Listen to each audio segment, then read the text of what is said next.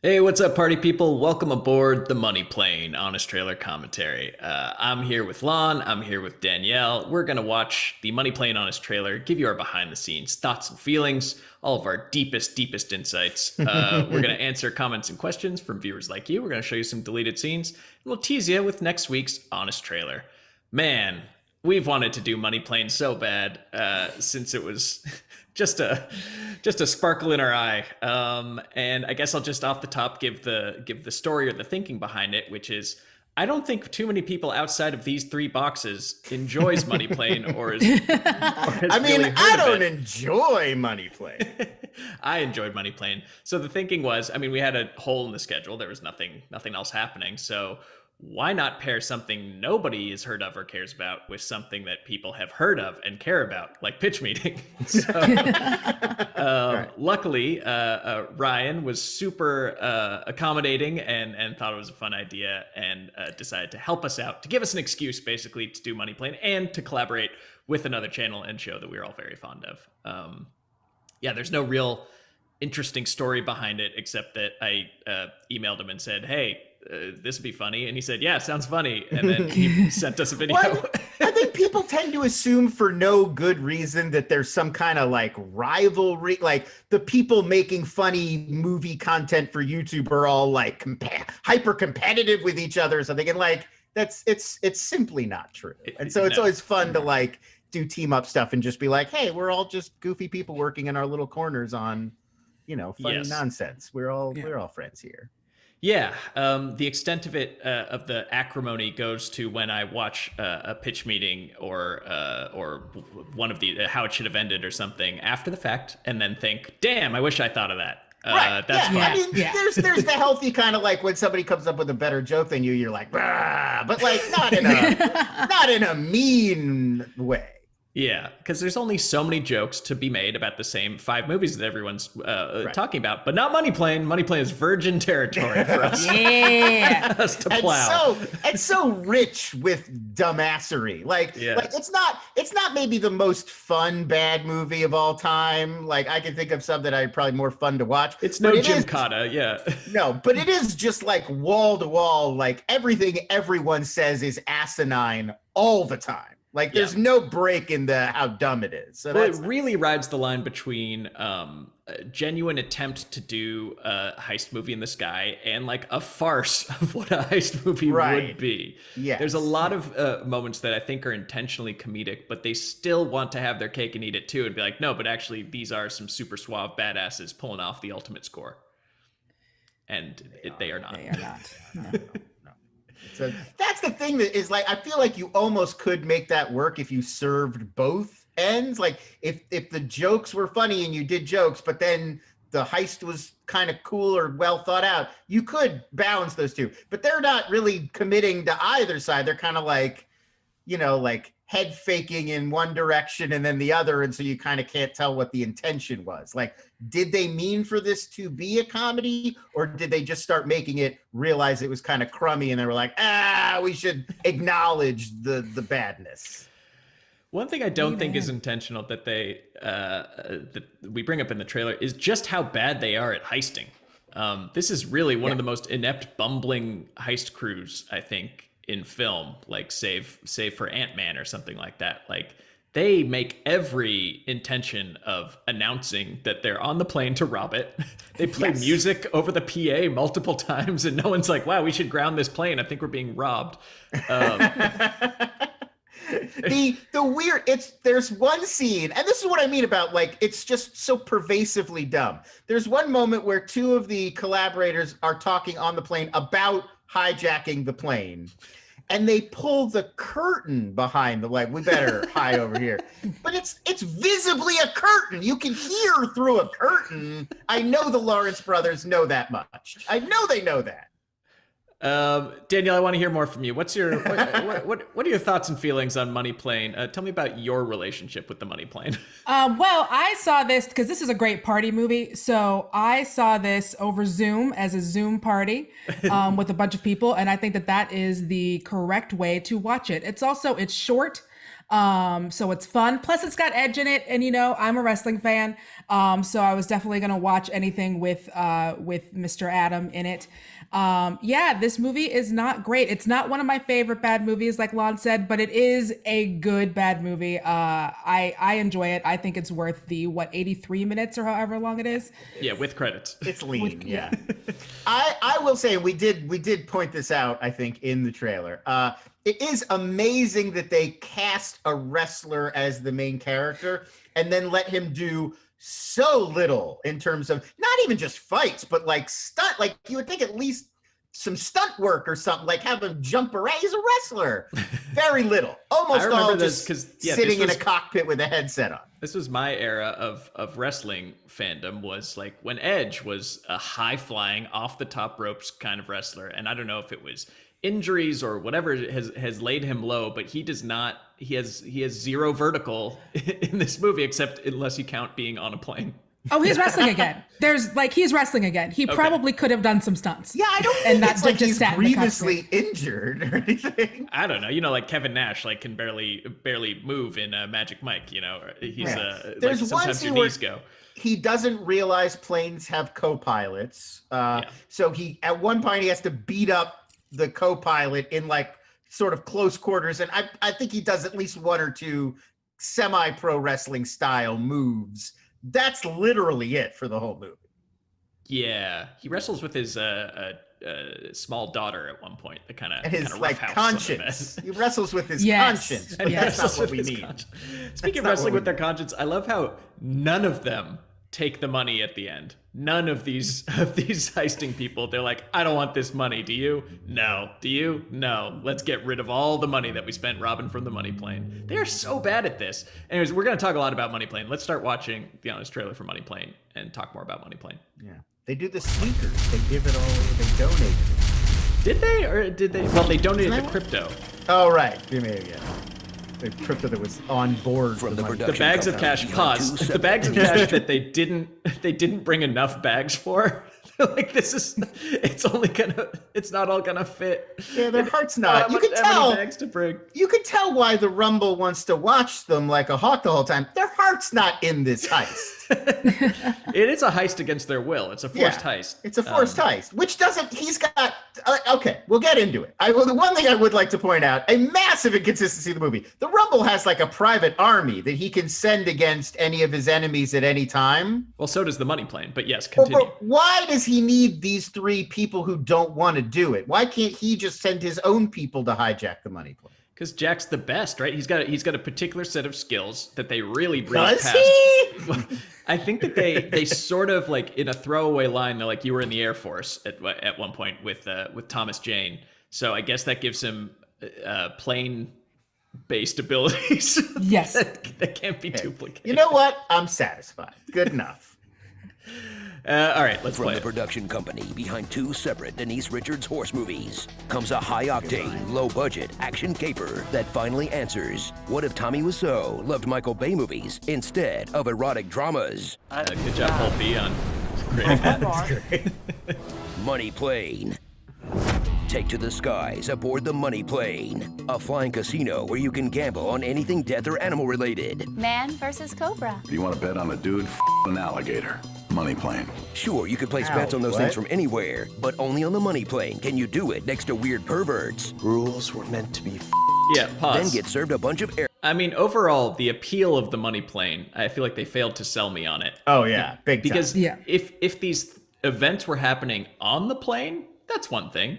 But they're just watching videos on the plane of events happening, I assume, in Russia. I don't know.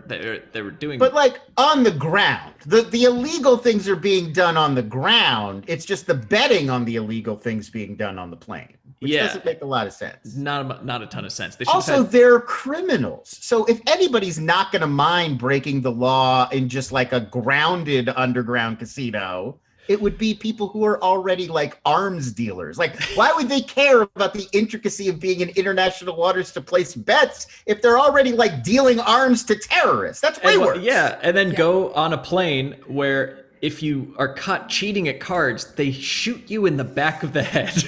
Like without warning. They just like walk up and do it. Yeah. As we say in the pitch meeting, criminals do love rules.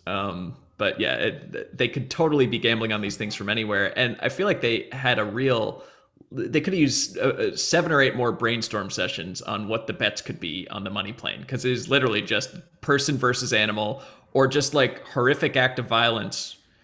There's the one where it's 2 guys in a room and one of them is going to cut the other guy's arm off, but I'm unclear about what the bet I feel like they were betting on how much it was going to cost for him to do it to his friend, because they're just saying numbers, and then eventually the guy raises his hand and then cuts his friend's arm off. It's not right. But why are they going to split the money? Is the guy getting his arm cut off just a prisoner?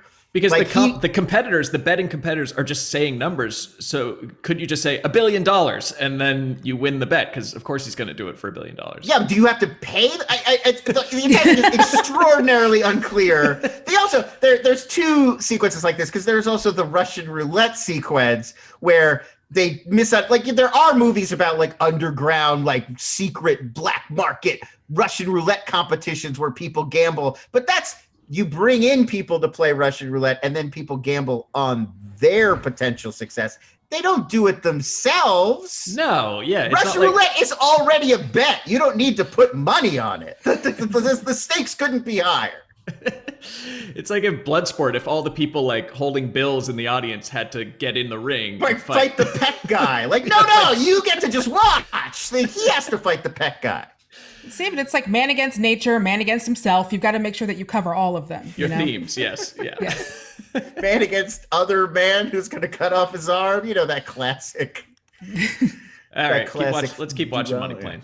Then get served a bunch of airplane food. Then get shot in the head for cheating. In this feature-length mystery of whether the people who made this thing are actually serious. Oh, the van chase down the small. It's a film so alternatingly silly and boring, it's hard to know what's commentary on the limits of low-budget filmmaking and what naturally happens when the dude from Blossom is the most experienced guy on set. Stop looking into the camera, Joey Lawrence. This isn't Cats. You aren't Judi Dench. High-flying wrestler Edge stars as Jack Reese, who gets to show off his gravity-defying moves. Never, as they cram his massive bug-eyed ass into a tiny cockpit for the entire movie. Pack up the money. You cover your tracks. Get the hell out of there. He's an expert thief who openly talks about his hijacking plans in front of the other passengers. Yeah, pause. The character of Edge or Jack Reese, please. He was almost interesting, but I feel like there was just a lot of missing dialogue. Like, he would just have his mouth open, but then no words would come out. I think they were just like, we'll ADR that in later. A lot of glowering, a lot of I think it's an attempt at a smolder, but it's not quite smoldering. In a way, I kind of feel for Adam / Edge in this situation, because he's not a very motivated character. It's just like Kelsey Grammer's just yelling at him to do stuff, and then he has no choice. Like, it would be a more interesting role in movie if he just wanted to. I mean, obviously, you wouldn't want to lose the Rumble. He's the heart of the story. But, like, figuring out some kind of motivation, something that was really driving him aside from, like, this guy keeps yelling at me would have been good. You're right. Because he is playing it very true to the character, which is just someone who's very pissed off and exhausted that he has to go through with this. It's like, ugh. He just finished work and now he has to do more work. And it's like you want, even when Ethan Hunt is forced to do something that he doesn't want to do, he like gets into the spirit of we got to do this thing and makes it fun, you know? Yeah. No, he just looks tired. Yeah, he just like doesn't want to be there. All right, keep going. The cockpit. Discovers mid-heist that airplanes have co-pilots. Co-pilot. And always has the look of a guy who's trying and failing to think of a comeback. How about I just blow your brains out? I'll create my own damn Pollock.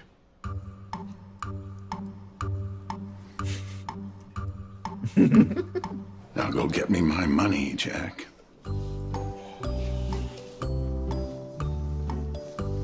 Have a safe flight. Where's your comeback, man? Come on, say something. Say something. Nothing. I like to get reactions. He's tasked with taking down the money plane by feared gangster Darius Emanuel. There was something sort of interesting, like, and he seemed to kind of be playing it unintentionally or not as like kind of a fidgety guy, where it was something interesting because they set up like he's a gambling addict who lost it all on one hand of poker, which they never really elaborate on that. Jack, was also addicted to gambling, and then like he's forced to go gamble as part of a heist, and like that never really came to play. And it's all right there. Like you've written the story. Like he has to do the heist because of his debts, not because he's being forced because he got tricked. But it's such an elaborate way around with this painting, and it's like, who cares? You don't need any of that. And then they set him up as the gambling addict, and they immediately get him out of the casino so that his friend Mr. McGillicuddy can, and yes, that is the name they use, so that Mr. McGillicuddy could do all the gambling for him because they almost did something interesting. You love to see it. Anyways, let's keep going. Many strange choices. The third, a.k.a. The Rumble, played by Kelsey Grammer in a turn so maniacal, he's still crapping out little bits of scenery to this day. I don't give a who's on that plane. I'm the baddest mother on the planet. Not since Tim Curry in Command & Conquer Riddler 3 has a character actor achieved such majestic heights over the course of maybe 2 hours of filming, including lunch. Your families are all dead. You, your crew, and everyone you ever met. Dead by the time you touch down. I'm escaping to the one place that hasn't been corrupted by capitalism. Love this clip. Space! Joining Jack will be a crack team, including Isabella, for like an an elite hour. operative so intimidating, her opponents stand around in awe, allowing themselves to be slowly murdered. Pause. Can we just put a moratorium on she's the sexy assassin, and when she's cornered, she starts stripping. Oh my God. And then guys let their guard down. Like, oh, she's stripping. I'll stop. Oh, boobies on the money plane. Boobies on the money plane, which they establish is filled with hookers. But again, because the money plane loves rules, the attendants are off limits. But the hookers on the money plane, that's what they're there to do. She basically has like that Bugs Bunny in a dress cartoon power. It's like the equivalent of if she just put like a pie up on the windowsill to cool. It's like the same thing, like instant, where they just like forget what their mission was. It's just like, blah, blah, blah, blah, what? Eroticism? I'm on board. Yeah. And I don't know if we got to him yet, but I do think that Andrew Lawrence's character is giving Kelsey Emmanuel the Grouch III a run for his money as far as scenery chewing and like just leaning way too hard into a persona, because he is wearing a hat that is twice the size of a large hat. And he is doing the ultimate Texan dumb impression. It's a bit like if you went to like a Halloween party as a Texan and people were like, do the voice, like this is what you would do. Yeah, including the really bad mustache. Yep. Yeah, it's like he's playing Yosemite Sam in the film as opposed to just a Texan. Strong choices all around. So many strong choices. I mean, we haven't even talked about Thomas Jane yet, making some incredibly strong choices. I kept waiting for, we'll talk about that later. Okay, keep going. Trey, who's there for no discernible reason. The third Lawrence brother, because the only way Andrew can get a bigger part than Matthew and Joey is by directing the movie himself, and several of the most unnecessary lower thirds in movie history. Probably not great that I can't tell this by looking at the set. You can't even disclose it to us, the audience? Yes, this is where we've been the whole time. There are only 2 rooms in this plane separated by a shower curtain. We know where we are. So plunk down $3.99 or wait until it pops up on Crackle for the most straightforward heist in film history, where the high-tech vault can be opened by taking out a single man. The entire system is compromised by an idiot on the ground, and escaping is as simple as strapping on a parachute, but not actually skydiving, because they blew their money on cinema's weakest wind machine. Pause. We didn't manage to fit in here was a sequence I loved, which was Thomas Jane taking out a 12-person strong team of elite mercenaries with a tiny handgun strapped to a drone. A truly hilariously small handgun on a very regular-looking consumer drone, just like slowly flying around and shooting SEAL Team 6 in the face one by one. That was an action scene I appreciated. I mean, you do have to give them credit for it. They had this story they wanted to tell. There obviously were a ton of budgetary limitations to what they could actually do, but they really didn't let that pen in their ambition. They were just like, we'll just do whatever we want to do and make it terrible, but we'll still do it. We're not going to give up on any of the scope of this. Yeah. And I mean, we mentioned the plan in that section.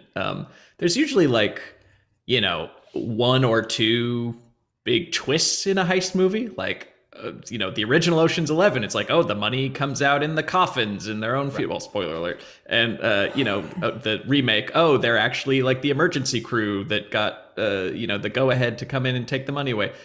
There's no real twist here. There's they just take over the cockpit and like they have some bumps along the road, but then they take the money and leave the money plane. Yeah, their plan is hijack the plane, steal everything on it, and then parachute out. And that is exactly what they do. The only thing is like, actually, Kelsey Kramer, I happen to have been recording our FaceTime conversation that we've been, and I'm going to play it to everyone on the money plane. Yeah. That was the only twist. Every criminal in this underworld is bad at not just telling a person they just met all of the, you know, evil, illegal stuff they do. Because even at the poker table, they're all like, "What do you do? He's an arms dealer. I'm in human trafficking." You know, it's like I don't think it's really like that. I mean, I feel like they have to have their own networking events. Do they? In Madripoor. I mean, this is another good reason that if you were like a big time criminal, just gambling in Vegas would probably be preferable because nobody's going to be like, I bet that guy's an arms dealer. They're just going to be like, who, you know. Yeah, and if you cheat, they don't shoot you in the brain. Yeah, and you know, you can go see Penn and Teller. Yeah, go catch. They're not on the money plane. Okay, Brittany's not doing a residency on the money plane. Oh man. If only. All right, keep going. In a film so dumb and so lazy, you have to wonder what the pitch meeting was like.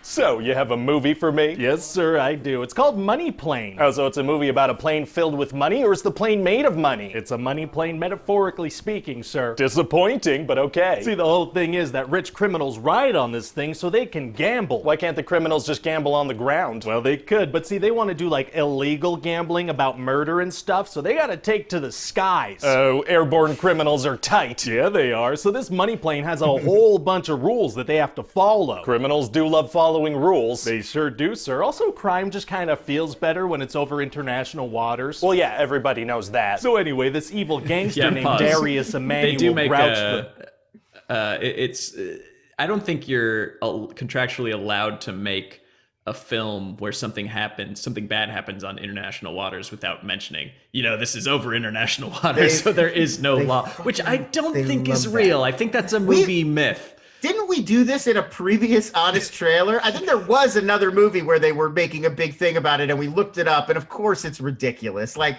you know, like you can't just kill people because no country is in the ocean. You know, whatever country catches you prosecutes you. Right. It's just like crossing the border into Mexico. It's like there's just these movie myths that it's just every crime thing does a shorthand. But yeah, if you commit boat crime, somebody will arrest you. You can't be like, haha, I did it on a boat. Doesn't count. If it sounds like, well, that seems like a weird system, wouldn't that lead to a lot of problems? It's probably not the real thing. You know? It's just one of those things. It's that, and then we only use 10% of our brain thing. We can't keep them out of movies. Yeah. All right, keep going. Anyway, this evil gangster named Darius Emanuel Grouch III, he decides he wants to rob the money plane. No further questions about that guy's name. Well, I have further information on it, sir. He goes by the Rumble. He tells people to call him the Rumble? He self-identifies as a Rumble. So who are we thinking here? Sam Jackson, Ving Rhames? I was thinking Kelsey Grammer. Oh, Frasier! The salad tosser himself. Kelsey can't wait to phone it in. He's not gonna try very hard? No, he'll take it to an 11. He'll just do most of his scenes via FaceTime video call. Saves us more money for the money plane. Exactly. So the Rumble forces this thief named Jack, who's in debt to him, to rob the money plane of all the cash and cryptocurrency on board. I thought the whole point of crypto was that it has no physical location. Well, this one does. It's on the money plane. Fair enough. And the only man good enough to take down the money plane is this guy Jack. So the plan goes smoothly? No, it's a complete disaster, and he's totally incompetent, and nobody really knows what they're doing. Got it. So this movie's about a heist plan that goes wrong. A bit. A bit? Yeah, just a little bit bit of the movie's about this heist. Well, it's going to be hard to make a heist movie where we don't spend time on the heist. Actually, it's going to be super easy. Barely an inconvenience. Oh, really? Yeah, we're just going to kind of hang out on the money plane. Not heisting? Just kind of vibing. Just straight vibing? Yeah, for pretty much the entire second act. No, that kind of seems like a long time. Well, this is when we get to see all the crazy bets. Pause. Pacing-wise, it's amazing how much of the middle of this movie is the concierge and the like head of gaming services are just escorting people from bet to bet on the money plane while Edge just slowly pilots the plane. It's just they really fell in love with the money plane as a concept to the point that it's really just more about spending time on the money plane than it is about robbing the money plane, which only comes up really at the very end. Yeah. Remember that movie Rat Race? That was fun. Sure. Kind of reminds me of that. That would have been... that one, they had a clearer idea about like coming up with outrageous things for them to bet on. So at least like they excused the premise a little better in that one. Yeah, exactly. It was a poor attempt at a rat race, and it didn't even have Smash Mouth pop up at the end, so... Now I want to go watch Rat Race. And they probably would have done this too if you had approached Smash Mouth about doing a song Smash for Mouth the money related plane. bet. Yeah, like I bet they'd be on at board. what point in the set are they going to play All Star? Is it their opener, their closer, or like a mid-set bump? Ooh, that's like $100 bet, right? Like you don't do $1 billion on that one. Well, and then we're gonna sick baboons on them. So it's just like you gotta wait for it. Can you hit the lead singer of Smash Mouth with a piece of bread? The bet. It's called that. Look up that YouTube video. Look up pelting Smash Mouth with bread. All right, keep going. Keep playing. This is when we get to see all the crazy bets happening over international waters on the money plane. Okay, gotcha. So we're gonna have some fun with the crazy bets? A lot of fun. Because it's the money plane? Yeah. And that's why the criminals have gotten on the money plane instead of going to Vegas where there are nice hotels and restaurants and concerts and stuff. Yeah, they go on the money plane instead of to the city that's all about gambling and definitely has weird underground places for this kind of stuff. So what are some of these bets anyway? Oh, well, there's one where a guy gets his arm cut off. Okay. So, what's the bet? Is a guy gonna cut another guy's arm off, I guess. How do you bet on that? We also have one bet about a guy having sex with an alligator. What? What aspect of that are they betting on? Oh, unclear, but it's worth talking about in this movie for sure. Well, let me ask you something. How'd you get into my office? Money plane. Starring. It's the only way to get out of that scene. I'm thieving on a bet plane. Don't know So when pause. I'll Well just say thank you to Ryan for doing that. He killed it so good. He did, Yeah. It's hilarious. I actually don't know how he does it, except I guess he just films himself. He films all of the executive parts, then all of the pitch guy parts. Do you really not know how he does? Well, I guess I do. How can really he be in just two shot places reverse at shot. once, Lon? It doesn't make sense. Split screen technology. It's like, no, it just shoots one and then the other. Yeah. And he pretends that he's talking. But they're super fun to write and work on, and let's try to figure out a way for an honest trailer to be in a pitch meeting. Who knows what could happen down the road? Maybe he brings a trailer in to I mean the guy. I don't want to tell pitch meeting their business, but the guy who does the pitch could bring in like, and we even put together what we think the honest trailer would be like. Yeah, there you go. So yes, that would thank you, Ryan, for doing a great job and for enabling us to talk more about Money Plane. For that, you have my sword. Okay, keep playing. And my axe. Starring. I'm thieving on a bet plane. Don't know when I'll be back again. Hello, Seattle. I'm threatening. P.I. Jane. The Real Housewives of Money Plane. The Fight Attendant. Air Dud. Ivan the Terrible. Pause. I mean, we brushed past it, but we made a joke about Kelsey Grammer doing his filming in 2 hours plus lunch. Denise Richards was there and out before the zoodles got warm. Yeah, I mean, this was definitely like she took a 3-hour break from the Real Housewives set to go shoot Money Plane. Yeah. And it's really, I don't know, it's real crazy for me to watch Denise Richards become A, Real Housewives Denise Richards, and B, like mom in the horse movie Denise Richards, because she'll always be Dr. Christmas Jones to me. Wow, you go right to Dr. Christmas Jones. Well, I didn't want to say Wild Things, but I was going to say Starship Troopers or Wild. Yeah, Starship Troopers. Exactly. So This is, and then to look, I know she's doing great and having fun acting, but man, it's always a what moment when I see her as horse mom. But it happens to all of us. We all become horse mom on a long enough timeline. So yeah, right. And anyone over, they'll eventually you get the horse mom roles. Yeah. All right, keep going. Air Dud, Ivan the Terrible, actor, and the Brothers Dim. Stakes on a plane. Texas Hold'em is about to begin in the main casino floor. Poker? Whew, thank goodness we're over international waters, so we can play this exotic and illegal game that's regularly televised on GSN. God damn it! Thanks for making me feel alive. Pew, pew, pew, pew, pew, pew. Great horny toads. That is on a hand of poker that he gets that reaction out of.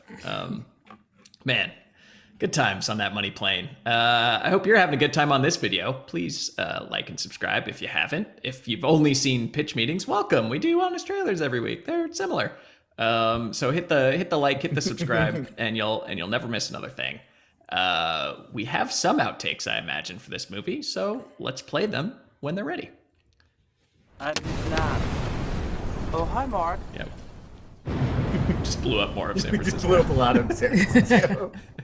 Because the only thing more ridiculous than the action is Thomas Jane's pipework. Yeah, Tom, really get in there. Explore the space.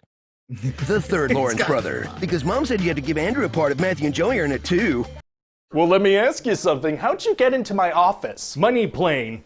Whoa, have I been able to do that this whole time? That's gonna be super helpful for bathroom breaks. Starring Inside Man Bun, The Bleeding Edge, Rumble in the Stonks, Beast Mode, Gun Show Bob. More like the Punisher, am I right, folks? Tammy and the Suplex, Wildly Far-Fetched Things, Steward This, Girl Please They're On, Passenger 56, Zanqueef, and the Woen Brothers. Too many mooks. Edging your bets. Ocean 747.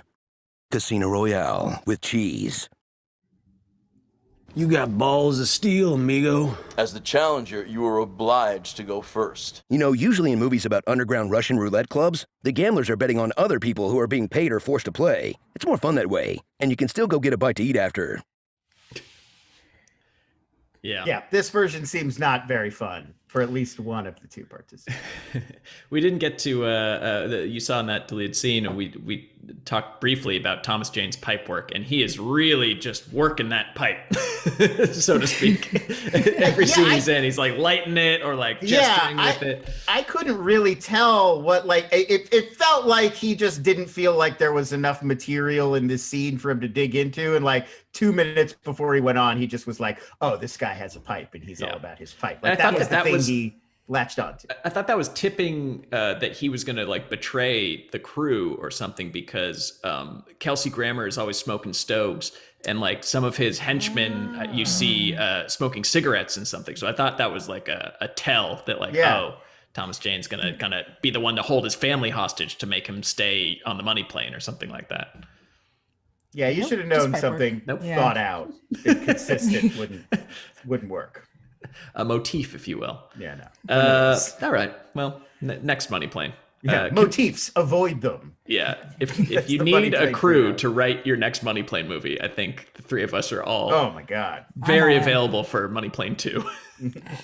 Let us know. Okay, so the chat. Got some questions here. I feel like you have to go money boat to, right? Like you got to do the speed thing where you got to pick a different form of transportation now. Yeah, you'd probably do money cruise. Yeah, money cruise like room is good. To work with. Money Train is already a film. So. I think Money Yacht. Money Yacht's good. Yeah. Okay, great, done. Who picks the things for the epic voice guy to say in his epic voice at the end of the trailers? Kevin, our talented editor, also goes through the comments. So all complaints or pleads should go Kevin's way. James Bunt asks, what magician / comedian / singer would be the entertainment on the money plane? Oh, wow. Dane Great Cook. question. Dane Cook, Kid Rock, maybe double bill. I mean, ideally, he's passed now. It's not possible, but Robert Goulet would have been the choice if he were still with us. Yeah. As it is now, I feel like Gallagher, like disgraced comedian Gallagher, maybe. Yeah, it'd be great for when they're doing like when someone's getting shot, because then we've already got the tarps. Right. Yeah. You just pull that up and you don't get brain on you. Definitely. So Lister Black asked, does this mean that pitch meetings are part of the Epic Voice Guy extended universe? Is this what EVG imagines his life could be in his darkest moments? Yes, actually, all film, comedy, YouTube franchises exist in a shared world. And we're all just biding our times until the saddest Avengers movie. Okay, so Slavaton Rock asks, what's your favorite heist movie? You guys have any favorite heist movies, and why are they money playing? I will shout out Sneakers, which is a big 90s favorite of mine in the genre that I feel like is having like an internet renaissance now. Like I've seen a lot of people talk about it recently, but great movie, really fun, terrific cast. I'm a big fan. Ocean's 11 is mine. I think it's just a really fun, solid heist movie. The remake, right? The remake, yeah, not the original. Yeah, Clooney, the original is very Batman. boring unless you're a real big Rat Pack fan. And I will go hipster. The original, you probably can't even get this outside of the Criterion Collection, but Rafifi is like kind of the text for all heist movies. You can see kind of the origins of everything, and I still think the heist sequence in that is the best of any film. So if you want to see where it all began, check out Rafifi. Yeah. You know which one is also underrated is the John McTiernan remake of Thomas Crown Affair with Pierce Brosnan and Rene Russo. I never saw that. Yeah. The original, again, it reminded me because Ocean's 11. It's another one where I think the original is a little boring. It's got Steve McQueen, so it's like well regarded, but I actually think the remake is better. Yeah. Ben Side 10 asks, is it more fun to make honest trailers for such silly movies? I think yes. I think definitely. Yeah, for sure. Or at least movies that like give you something. They can either be really silly or really macabre or just really something. The ones that are just kind of like room temperature water that are like fine and like just kind of franchise assembly line stuff. That's just not fun for anybody, but we try our best. Yeah, I personally feel like the hardest ones to do are like Shrek 2 or Kung Fu Panda, because those movies it's not kids that they're movies, comedies, yeah. Yeah, it's not that they're like so good or so bad. It's just like they're what you expect. Like they are what they are and they do what they're meant to do. And it's like I don't really know what insight we can add to Kung Fu Panda. It's just like that's what that is. He's a Kung Fu Panda. He sure is. Okay, final question by Evan J. Pretzer. All right, give me your theories on why Thomas Jane does these kinds of films. He's a much better actor, no? Is he? Yeah, money. Also money? Money.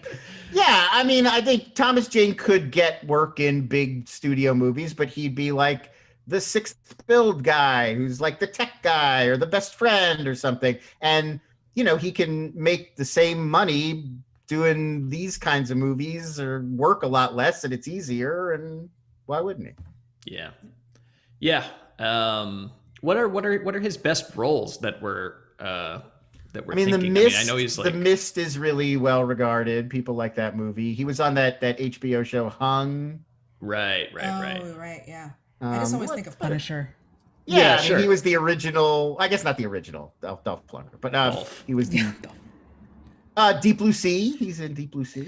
Yeah, that's right. I don't know. Yeah, he's had like really small roles in really good movies, but still waiting for his big break. I think you could give him like an HBO limited series for him to really flex his muscles. He's Todd in Boogie Nights. Oh, the guy who gets Mark Wahlberg sucked into the underworld of cocaine. Yeah. Oh God, that's good. But yeah, and he has like, I guess he has a thing with Paul Thomas Anderson because he's in Magnolia too. Right. For a minute. Yeah. He's in that. He was in that crew. Yeah. Anyways, it also just seems fun. Like you get to hang out with Kelsey Grammer for a day or two, and you get a nice check out of it, and buy yourself a a new PT Cruiser. Well, yeah, I mean, you got to like starring in like even a relatively small part in a big studio movie is like a week or two of work minimum. He probably did like 3 days on this. Like he's barely in it, and it's one set, you know? Yeah. Yeah. Well, there you go. Ego and money equals money plane. That's how it works, folks. Next week, we will be taking on a massive confluence of egos and money, where we will be doing a multi-film franchise with some high highs and some low lows. Is this it's like a special honest trailer, right? It's I think, commemorative. Nobody or no, we don't know. No, I was gonna say nobody actually do the math, because I know that in the past we've had to like count some things and not count others. I'm sure there was a reason why, but I'm pretty sure we're just gonna say next week is our 400th honest trailer. We're just saying next week's 400. We might be 2 over or a couple behind. Yeah, it's 400-ish, and we're gonna celebrate with a big honest trailer, and you guys are gonna love it. So we will be doing that next week, and then we'll be doing this show next week as well. Maybe we'll do something special then. I don't know. We don't have too much time to plan anything, but that's the honest trailers way. Thank you, Lon. Thank you, Danielle. Thank you, audience, for watching. Thank you to Pitch Meeting, and we will see you guys next week. Bye-bye.